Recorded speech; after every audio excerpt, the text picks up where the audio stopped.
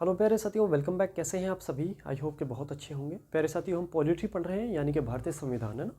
और आज हमारी ये 16वीं क्लास है। 15 क्लास ऑलरेडी हो चुकी हैं। आई होप कि आप सभी ने उनको देखा होगा। साथियों, मैं फिर कह रहा हूँ, हर वीडियो में मैं रिपीट करता हूँ। मैं फिर आज इसी बात को मैं अपने को फिर रिपीट कर रहा हूँ कि अगर आप कोई भी सब्जेक्ट पढ़ते हो तो उसको स्टार्टिंग से ही स्टार्ट करें, यानी कि बिल्कुल शुरू से ही उसकी शुरुआत करें। इससे होगा ये कि आपके अच्छे से समझ आएगा और सब्जेक्ट अच्छे से आपका क्लियर हो जाएगा, है ना। तो प्यारे साथियों, आज ये 16वीं क्लास है हमारी और हम पढ़ रहे हैं इसमें संघ और उसके राज्य के बारे में, है ना। हमने आर्टिकल 1 जाना, 2 जाना और हम आर्टिकल 3 हमने लास्ट क्लास में पढ़ा था।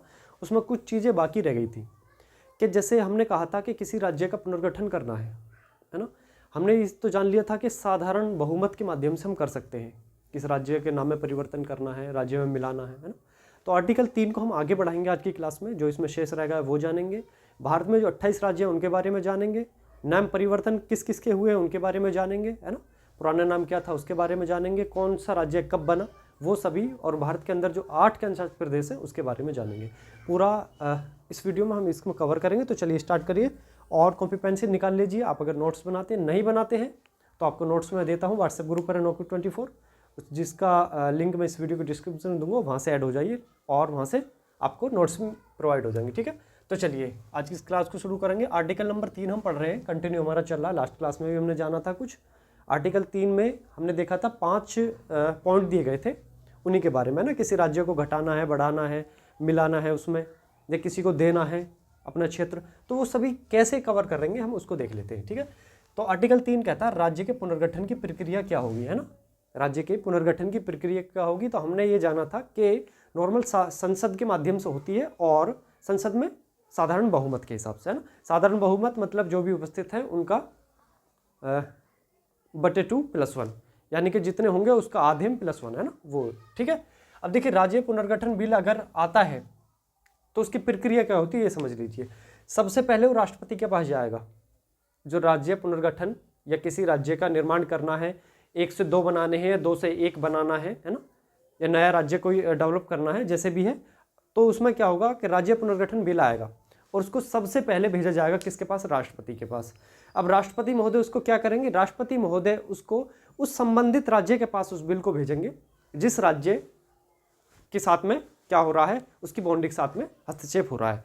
यानी कि जैसे हम कह दें कि कोई राज्य है, बहुत बड़ी सीमा है उसकी, अगर उस राज्य से एक राज्य से 2 बनाने हैं, 3 बनाने हैं, है ना, या फिर 2 राज्यों को एक जगह मिलाना है, तो उसी संबंधित राज्य को राष्ट्रपति क्या करेंगे? उस बिल को भेजेंगे जो राज्य पुनर्गठन बिल है। अब जब उस बिल को भेज देंगे तो उसमें क्या होगा कि राज्य उस बिल को देखेगा, जो राज्य सरकार होगी उस बिल को देखेगी, पढ़ेगी। लेकिन एक चीज़ याद रखेंगे, जो राज्य बिल केवल पढ़ सकती है, देख सकती है, जो उसकी जो सलाह है वो बाध्यकारी नहीं होगी। ऐसा भी तो हो सकता है कोई राज्य ऐसा है, जैसे आज के अगर मैं समय की बात करता हूँ, उत्तर प्रदेश में बहुत अधिक जनसंख्या है ना, या राजस्थान की बात करता हूँ, क्षेत्रफल में सबसे बड़ा है। अगर केंद्र सरकार ये चाहे कि हम राजस्थान के 2 भाग कर दें क्षेत्रफल के आधार पर, या फिर केंद्र सरकार ये चाहे कि हम उत्तर प्रदेश के 2 भाग कर दें जनसंख्या के आधार पर, है ना, तो ये राज्य ये तो कहेंगे नहीं कि हाँ ठीक है हमारा क्षेत्रफल ज़्यादा है, राजस्थान ये तो कहेगा नहीं क्षेत्रफल ज़्यादा है तो चलिए जी इसको आधा आधा कर दीजिए, 2 भागों में बांट दीजिए।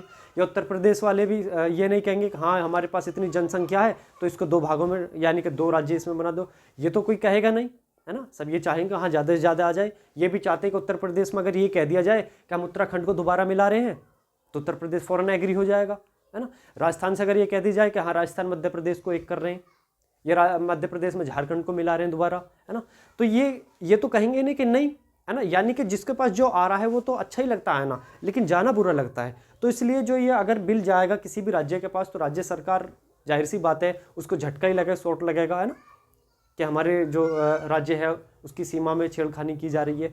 इसलिए कहते हैं संघात्मक व्यवस्था क्या है। देखो, शक्ति दोनों के पास बटी हुई है, केंद्र के पास भी है और राज्य के पास भी है, लेकिन मजबूत क्या है? मजबूत केंद्र सरकार है। यहाँ पर मजबूत क्या है? केंद्र है, क्योंकि केंद्र अपना फैसला ले सकती है, राज्य सरकार उसमें हस्तक्षेप नहीं कर सकती। फिर जैसे अब आर्टिकल नंबर 3 है, राज्यों को पुनर्गठन हो रहा है ना, एक राज्य से 2 राज्य बनाए जा रहे हैं, तो राज्य को सूचना तो दी जाएगी बिल के माध्यम से कि हाँ हम आपके राज्य से दूसरा राज्य बना रहे हैं, या हम आपके राज्य में दूसरा राज्य मर्ज कर रहे हैं, ना। लेकिन अब अगर राज्य चाहे उस पर कि मैं इस पर कुछ सलाह दूं अपनी, तो वो सलाह बाध्यकारी नहीं होगी। हाँ, राष्ट्रपति उसको मान सकते हैं, मतलब सुन सकते हैं कि हाँ ये राज्य क्या कहना चाह रही है, राज्य सरकार सुनेगी, लेकिन बाध्यकारी नहीं होगी। ऐसा नहीं हो सकता कि जो राज्य सरकार कहेगी कि हाँ कि ऐसा करो तो वो ऐसा ही करना होगा, नहीं, बाध्यकारी नहीं है। दूसरी चीज़, इसमें एक समय की भी बात हो सकती है कि हाँ जैसे बिल भेज दिया तो ऐसा भी तो हो सकता है कि राज्य सरकार बिल को अपने पास ही रख ले, वापस ही ना करे, है ना। तो इसमें एक समय पीरियड होता है, लेकिन ये समय पीरियड जो डिसाइड करेगा वो राष्ट्रपति महोदय पर करेगा कि राज्य सरकार को कितना समय दिया है बिल वापस करने के लिए, है ना। यानी कि 1 दिन, 10 दिन, 14 दिन, महीने, 2 महीने, वो कुछ कितना भी समय दे सकती है राज्य सरकार को, ठीक है। अब होगा क्या कि ये बिल वापस राष्ट्रपति महोदय के पास आएगा। जब राज्य सरकार इसको देख लेगी, पढ़ लेगी, समझ लेगी, उसके बाद ये वापस आएगा किसके पास, राष्ट्रपति महोदय के पास। अब राष्ट्रपति महोदय इसको संसद के सदनों में रखेंगे। संसद के 2 ही सदन होते हैं, एक लोकसभा होता है, एक राज्यसभा होती है। लोकसभा को हम निम्न सदन बोलते हैं, लोअर हाउस बोलते हैं, है ना, और जनता का सदन भी बोलते हैं, और अस्थायी सदन भी बोलते हैं। जो राज्यसभा है उसको हम उच्च सदन बोलते हैं, अपर हाउस बोलते हैं, है ना, और ये मतलब स्थायी यानी कि परमानेंट सदन भी होता है।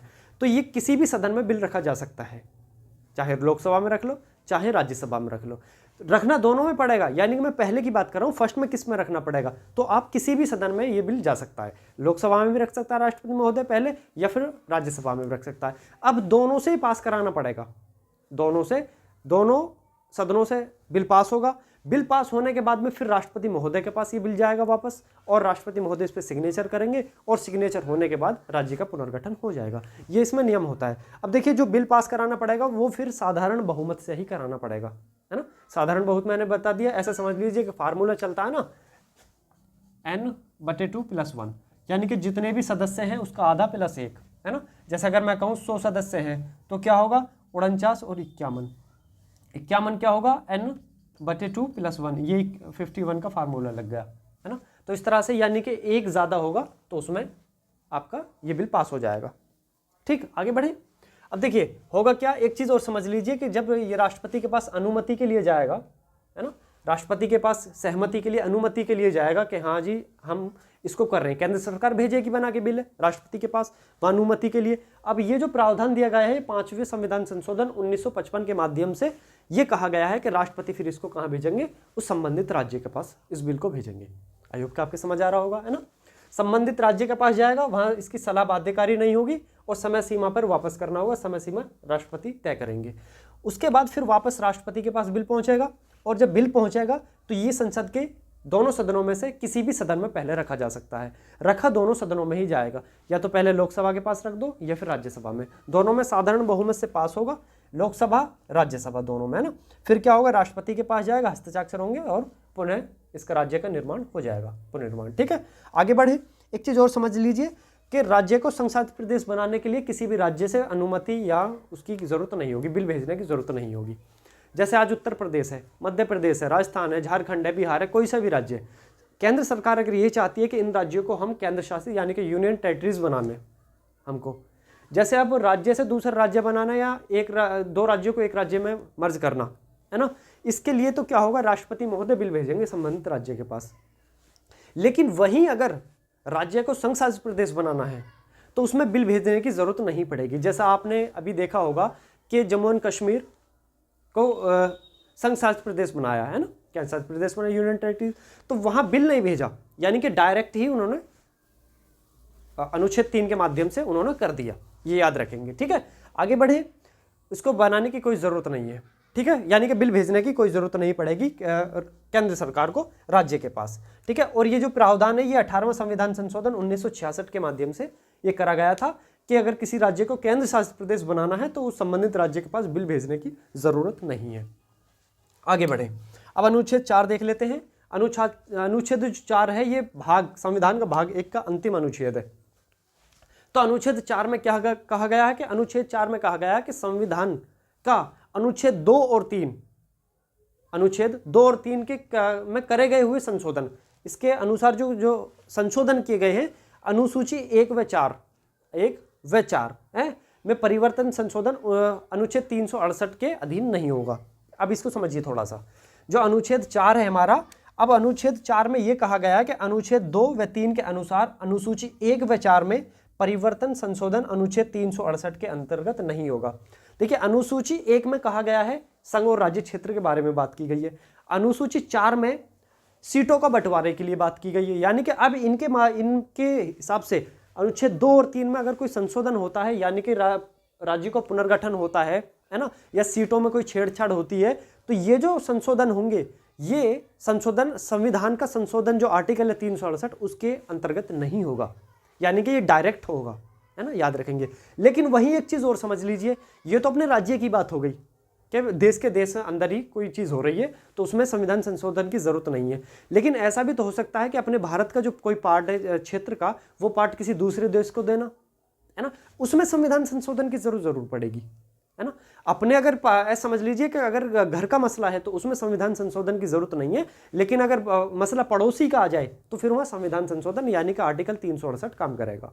अब जैसे अभी आपने पीछे देखा होगा कि बंगाल के बांग्लादेश के साथ भारत और बांग्लादेश का जमीन का आदान प्रदान हुआ था, जो 100 संविधान संशोधन था, है ना, 100वां संविधान संशोधन 2015 था। अब उसके माध्यम से क्या हुआ था, जमीन का आदान प्रदान हुआ था, वहां संविधान संशोधन हुआ था, है ना, 100वां संविधान संशोधन आर्टिकल 368 के अंतर्गत वो आया। लेकिन ये जो घर की बात है ये नहीं आएगा, जो पड़ोसी से है वो संविधान संशोधन के दायरे में आएगा। ठीक है, आगे बढ़े। दूसरा बात कर लेते हैं राज्यों के गठन के बारे में, बात कर लेते हैं किस राज्य का गठन कब हुआ, है ना, थोड़ा सा इसमें भी जान लेते हैं क्योंकि परीक्षा में प्रश्न पूछे जाते हैं और डायरेक्ट ये प्रश्न आते हैं। ठीक, जैसे आंध्र प्रदेश की बात करता हूं तो मैंने बताया था कि सबसे पहले भाषा के आधार पर जो बना था वो आंध्र प्रदेश बना था, 1953 में बना था, है ना। फिर क्या हुआ था, बिल आता है 1956 में, राज्य पुनर्गठन जो अधिनियम का जो बिल आता है उसके हिसाब से फिर राज्यों का निर्माण होता है, गठन होता है। ठीक है, वहीं अगर महाराष्ट्र की, अगर मैं गुजरात की बात कर लेता हूं तो ये 1960 में दोनों राज्य बने, है ना। नागालैंड की बात करता हूं तो 1963 में बना, पंजाब, हरियाणा और चंडीगढ़ ये तीनों राज्य 1966 में बनते हैं। ये कब बनते हैं, 1966 में बनते हैं। लेकिन एक चीज और याद रखेंगे कि जो चंडीगढ़ है ये हमारा केंद्र शासित प्रदेश है, यानी कि यूनियन टेरिटरीज, है ना। हिमाचल प्रदेश की बात करता हूं तो 1971 में, मणिपुर, त्रिपुरा, मेघालय ये तीनों राज्य 1972 में बनते हैं, 1972 में। ठीक है, सिक्किम की बात करता हूं तो 36वां संविधान संशोधन हुआ था 1975 में, उसके माध्यम से सिक्किम को राज्य का दर्जा दिया गया था 1975 में, है ना। मिजोरम, अरुणाचल प्रदेश ये दोनों जो बनते हैं ये 1986 में बनते हैं। वहीं अगर मैं बात करता हूं अगले राज्य की, जैसे छत्तीसगढ़, उत्तराखंड और झारखंड, ये आपको पता होगा नवंबर में बने थे, 2000 में बने थे। छत्तीसगढ़ 1 नवंबर को, उत्तराखंड 9 नवंबर को और झारखंड 15 नवंबर को। उत्तराखंड आपका यूपी से अलग हुआ था, झारखंड आपका मध्य प्रदेश से अलग हुआ था। दोनों का, ये तीनों कब बने थे, 2000 में बने थे, कंटिन्यू बने थे, छत्तीसगढ़, उत्तराखंड, झारखंड, 1 नवंबर, 9 नवंबर और 15 नवंबर, है ना, ये याद रखेंगे। आगे बढ़े, आगे बढ़ के आपने देखा होगा कि आंध्र प्रदेश से तेलंगाना बनाया गया था, है ना, आंध्र प्रदेश से तेलंगाना बनाया था 2 जून 2014 को। ठीक है, याद रखेंगे इस चीज को। आगे बढ़े तो एक चीज और समझ लीजिए कि 31 अक्टूबर 2019 को, 31 अक्टूबर 2019 को जम्मू एंड कश्मीर और लद्दाख, है ना, जम्मू कश्मीर लद्दाख केंद्र शासित प्रदेश बनाए गए थे। कब बनाए गए थे, 31 अक्टूबर 2019 को, है ना। वहीं अगर आगे बढ़े, 26 जनवरी 2020 में क्या हुआ था कि दादर नागर हवेली और आपका दमन दीव ये अलग अलग थे केंद्र शासित प्रदेश, इनको आपस में मर्ज कर दिया गया। क्या कर दिया, इनको आपस में मिला दिया गया। तो ये कब हुआ था, ये 26 जनवरी 2020 को हुआ था। दादर नागर हवेली और दमन दीव को क्या कर दिया, मर्ज कर दिया, यानी कि एक जगह कर दिए। अब ये दादर नागर हवेली, ये भी पूछ लिया जा सकता है कि दादर नागर हवेली को दमन दीव में करा था या दमन दीव को दादर नागर हवेली में करा था, तो ये दमन दीव को दादर नागर हवेली में करा था, ये भी याद रखेंगे। ठीक है, आई होप कि समझ आ रहा होगा। अब अगला पॉइंट है नामों में परिवर्तन, क्योंकि आजकल आप देख भी रहोगे, ट्रेंड भी चल रहा है कि जगह जगह शहरों के नाम, कस्बों के नाम चेंज हो रहे हैं ना। अब पहले जो नाम चेंज हुए थे, पुराने जो समय में नाम चेंज हुए थे, तो वो पूछे जाते हैं, आज के समय के पूछे जाते हैं, लेकिन ये इंपॉर्टेंट है, इनको देख लेते हैं। जैसे सबसे पहले सबसे ज़्यादा इंपॉर्टेंट है उत्तर प्रदेश, है ना। उत्तर प्रदेश जो 1950 में नाम दिया गया था उत्तर प्रदेश, लेकिन उससे पहले हम संयुक्त प्रांत के नाम से जानते थे इसे, यानी कि उत्तर प्रदेश का पुराना नाम क्या है, संयुक्त प्रांत है। अब जो उत्तर प्रदेश की परीक्षाओं में सम्मिलित होना चाहते हैं उनके लिए तो वेरी वेरी मोस्ट इंपॉर्टेंट है, क्योंकि लगभग हर परीक्षा में पूछा जाता है कि उत्तर प्रदेश का पुराना नाम क्या है। क्योंकि जो भी उत्तर प्रदेश की परीक्षा होगी उसमें उत्तर प्रदेश की जीके जरूर आएगी, और जब उत्तर प्रदेश की जीके आएगी तो उसमें ये नाम बहुत इंपॉर्टेंट है कि उत्तर प्रदेश का पुराना नाम क्या था, संयुक्त प्रांत था। 1950 में इसको चेंज किया गया, उत्तर प्रदेश नाम दिया गया। ठीक है, आई होप यहाँ तक समझ आया होगा। तो इसको आप नोट करिए सबसे पहले, ठीक है। चलिए आगे बढ़ते हैं। देखिए अब श्रावणकोर कोचीन की बात कर लेते हैं। देखिए श्रावणकोर कोचीन को आज हम केरल के नाम से जानते हैं। 1956 में इसका नाम चेंज हुआ था, ठीक है। पहले इसको श्रावणकोर कोचीन कहते थे, आज हम इसको केरल कहते हैं। 1956 में नाम चेंज हुआ था। मडास पुराना नाम था, और आज जिसको हम तमिलनाडु के नाम से जानते हैं 1967 में नया नाम तमिलनाडु पड़ा, ठीक है। जिसको आज हम कर्नाटक कहते हैं, इसका पुराना नाम मैसूर था। 1977 में कर्नाटक नाम दिया गया, यानी कि नाम चेंज कब हुआ? 1977 में हुआ, ठीक है। वहीं लक्षद्वीप को हम पहले कहते थे लक्षद्वीप मिनिकॉय के नाम से इसको जानते थे। फिर 1973 में इसको लक्षद्वीप बनाया गया, जो आज क्या है? आज केंद्र शासित प्रदेश है, याद रखेंगे, है ना। वहीं दिल्ली की अगर हम बात करते हैं, दिल्ली को राष्ट्रीय राजधानी क्षेत्र बनाया गया। दिल्ली को राष्ट्रीय राजधानी क्षेत्र बनाया था और 92 में बनाया गया था। कब बनाया था? 1992 में बनाया गया था, ठीक है, राष्ट्रीय राजधानी क्षेत्र।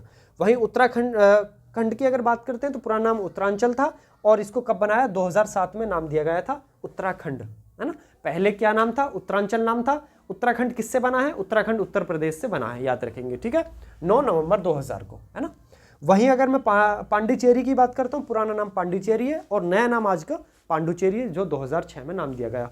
अब अगला बात कर लेते हैं उड़ीसा की। उड़ीसा जिसको आज हम ओडिसी के नाम से जानते हैं, है ना, उड़ीसा के नाम से जानते हैं, ओडिशा ओडिसी, है ना। तो ये कब? ये 2011 में, याद रखेंगे, ठीक है।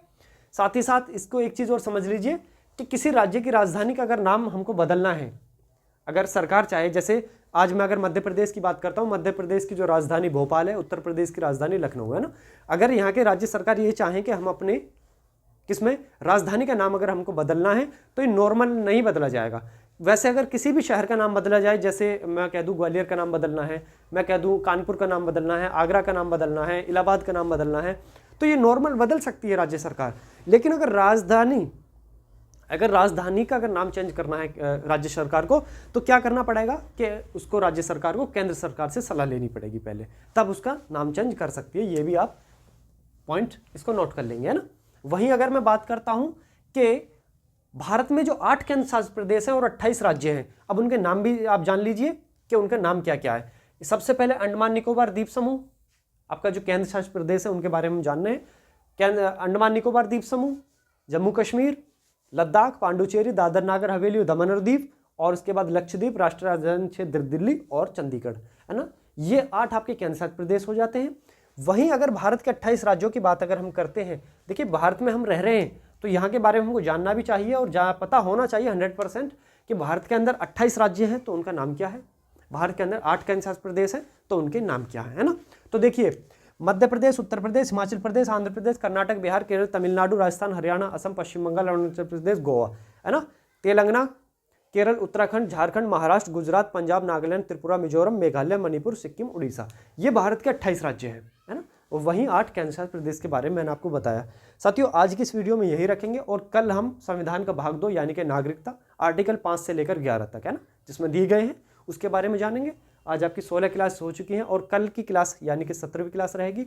आपके इस क्लास के नोट्स आपको व्हाट्सएप ग्रुप हमारा Naukri24 वहाँ से मिल जाएंगे, जिसकी लिंक मैं आप इस वीडियो को डिस्क्रिप्शन में दूंगा, है ना।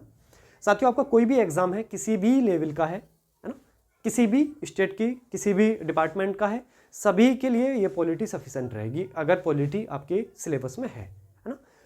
इतना डीप पढ़ रहे हैं, इतना शानदार तरीके से कि यकीन मानिए कहीं से पढ़ने की जरूरत नहीं पड़ेगी आपको। नोट्स बनाते रहें। सबसे बेस्ट यही है कि अगर आप अपने नोट्स अपनी हैंडराइटिंग में बनाएं, अपनी समझ के साथ बनाएं। नोट्स का मतलब है शॉर्ट से शॉर्ट करके लिखना, है ना।